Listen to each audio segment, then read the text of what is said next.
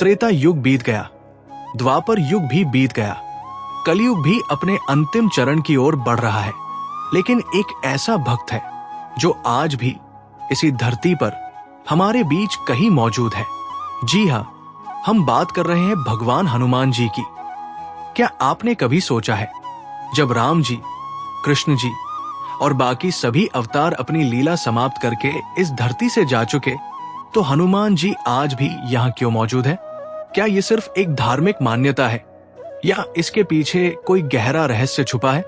शास्त्रों में हनुमान जी को चिरंजीवी क्यों कहा गया है, यानी वो जो कभी मरता नहीं? आज हम आपको बताएंगे हनुमान जी की अमरता का पूरा रहस्य, वो कारण जिसकी वजह से उन्हें ये वरदान मिला, और वो घटनाएं जो आज भी लोग दावा करते हैं कि हनुमान जी के दर्शन से जुड़ी है। पूरा वीडियो जरूर देखें, क्योंकि आखिर में हम आपको बताएंगे कि आप कैसे हनुमान जी की कृपा अपने जीवन में महसूस कर सकते हैं।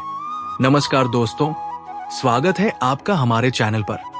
अगर आप ऐसी ही रहस्यमयी और आध्यात्मिक जानकारी पाना चाहते हैं तो चैनल को अभी सब्सक्राइब कर लीजिए और बेल आइकन जरूर दबाएं, ताकि हर नया वीडियो सबसे पहले आप तक पहुंचे। चलिए अब शुरू करते हैं इस दिव्य रहस्य की यात्रा। सबसे पहले समझते हैं कि चिरंजीवी का मतलब क्या होता है। संस्कृत में चिर का अर्थ है लंबे समय तक, और जीवी का अर्थ है जीवित रहने वाला। यानी चिरंजीवी वो होता है जो युगों युगों तक जीवित रहता है, जब तक सृष्टि का अस्तित्व है। हिंदू शास्त्रों में 7 चिरंजीवियों का वर्णन मिलता है: अश्वत्थामा, राजा बलि, वेदव्यास, हनुमान जी, विभीषण, कृपाचार्य और परशुराम जी। लेकिन इन सब में हनुमान जी को सबसे विशेष माना जाता है, क्योंकि उन्हें ये वरदान भक्ति और सेवा के कारण मिला, किसी श्राप या शक्ति प्रदर्शन के कारण नहीं। रामायण में एक प्रसंग आता है, जब भगवान राम माता सीता जी को विदाई देते समय अपने सभी भक्तों और सहयोगियों को वरदान दे रहे थे। तब हनुमान जी ने राम जी से कहा, प्रभु, जब तक इस संसार में आपकी कथा, आपका नाम लिया जाता रहेगा, मुझे वहां उपस्थित रहने का वरदान दीजिए। भगवान राम, जो हनुमान जी की अटूट भक्ति और सेवा से अत्यंत प्रसन्न थे, उन्होंने तुरंत ये वरदान दे दिया, हनुमान, जब तक पृथ्वी पर मेरा नाम लिया जाएगा तुम अमर रहोगे। तुम कलयुग के अंत तक इस धरती पर विचरण करते रहोगे। यही कारण है कि हनुमान जी को आज भी जीवित माना जाता है, क्योंकि आज भी हर दिन लाखों लोग राम जी का नाम लेते हैं, हनुमान चालीसा पढ़ते हैं और सुंदरकांड का पाठ करते हैं। लेकिन ये वरदान यूं ही नहीं मिला। इसके पीछे हनुमान जी की वो अद्भुत भक्ति है, जिसकी मिसाल पूरी रामायण में कहीं और नहीं मिलती। याद कीजिए वो प्रसंग, जब माता सीता जी हनुमान जी को एक बहुमूल्य मोतियों का हार भेंट करती है। हनुमान जी उस हार के हर मोती को तोड़कर देखते हैं, मानो कुछ खोज रहे हों। जब लोग हैरान होकर पूछते हैं कि वो क्या ढूंढ रहे हैं, तो हनुमान जी जवाब देते हैं, मैं देख रहा हूं कि इसमें कहीं मेरे प्रभु राम का नाम है या नहीं। अगर नहीं है तो ये हार मेरे लिए बेकार है। ये सुनकर वहां मौजूद कुछ लोग हंस पड़ते हैं और तंज कसते हुए पूछते हैं, तो क्या तुम्हारे शरीर में भी राम जी का वास है? इस पर हनुमान जी अपनी छाती चीरकर दिखा देते हैं और सब हैरान रह जाते हैं। उनके हृदय में साक्षात भगवान राम और माता सीता जी की छवि विराजमान होती है।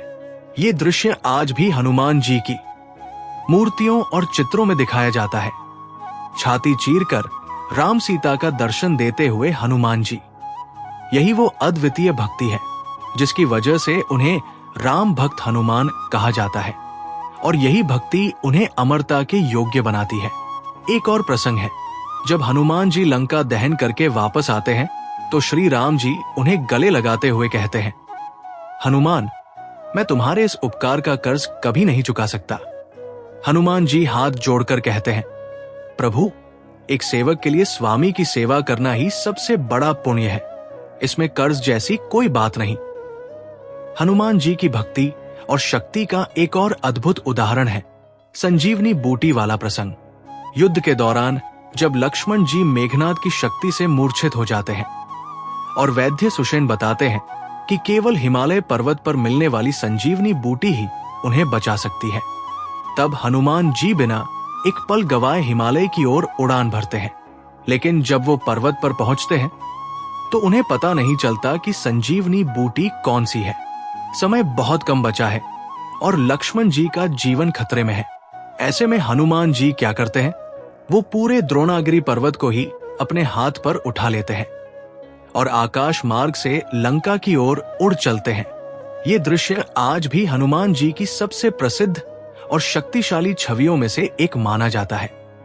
एक हाथ में पूरा पर्वत उठाए उड़ते हुए हनुमान जी।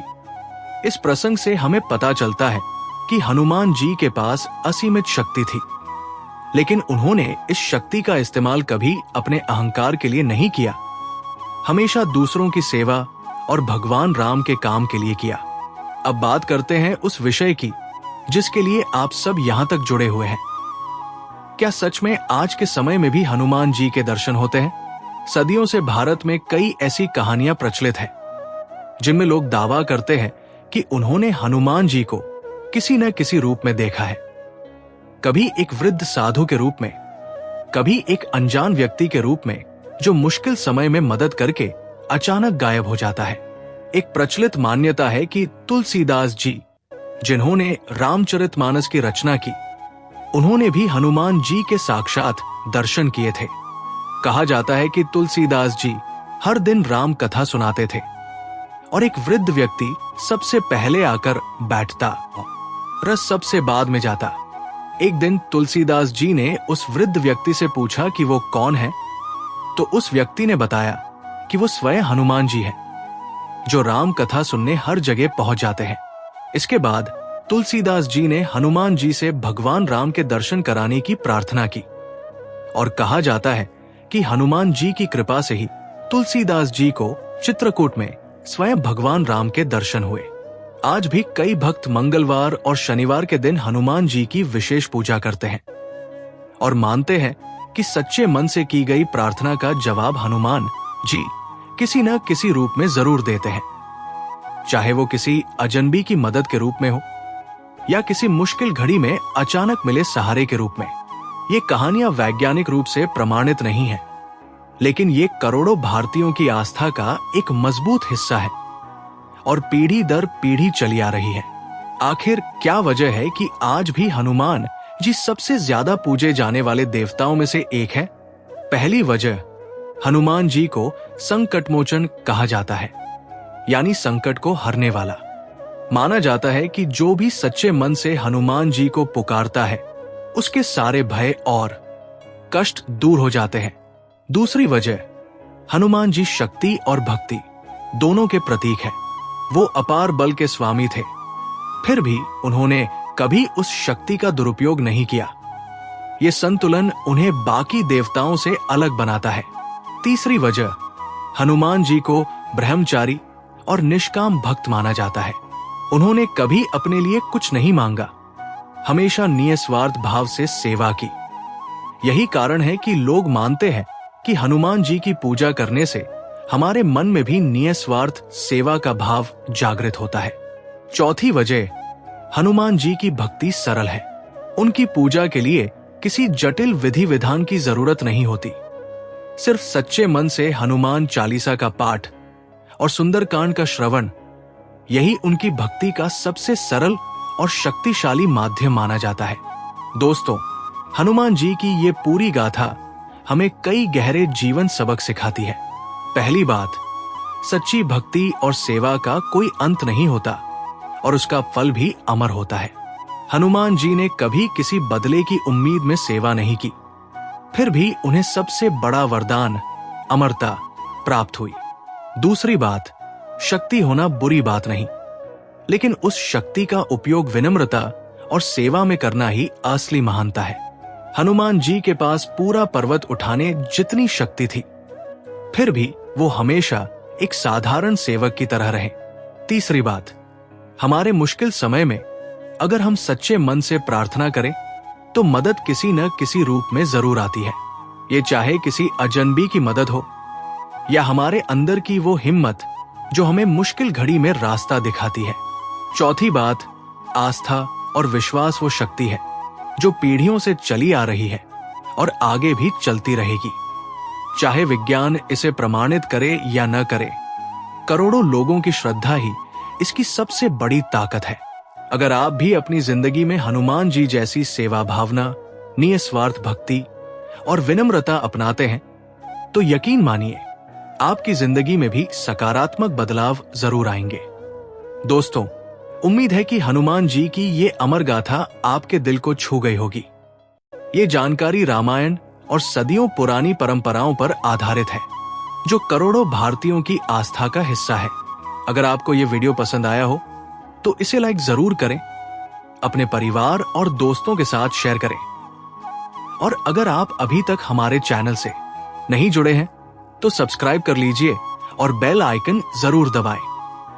कमेंट सेक्शन में जरूर बताइए, क्या आपने भी कभी हनुमान जी की कृपा अपने जीवन में महसूस की है? और अगली गाथा किस देवता या साखी पर सुनना चाहेंगे वो भी लिखें। जय श्री राम, जय हनुमान।